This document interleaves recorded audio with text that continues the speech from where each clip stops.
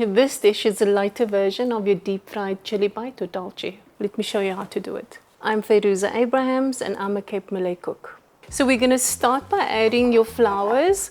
You're going to sieve that because you want something that's really light. I'm going to go in with my spices. Got some smoked paprika, turmeric, garam masala, king of all masalas, onion. I'm going to go in with some coriander, spring onion, as much or as little green chilies that you want. Next I'm going to add some garlic, quite a bit of ginger. Give that another mix. We can go in with the corn. So when I break my fast at night, there's a certain way that I do it, and I think most people go for water, go for dates, and you always have soup, and then the next thing in line is a dalchi, chili bite.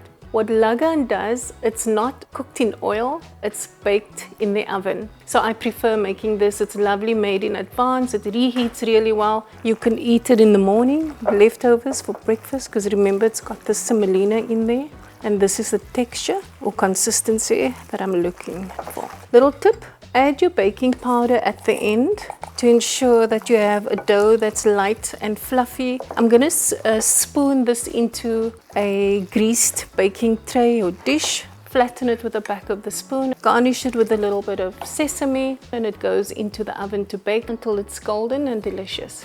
So our Lagan has been baked. It's just come out of the oven and it's smelling absolutely delicious. I would normally serve this with my favorite chutney or achar, whichever condiment you prefer. This is really, really delicious. I'm looking forward to biting into this. What condiments would you serve this with? Let me know in the comments down below.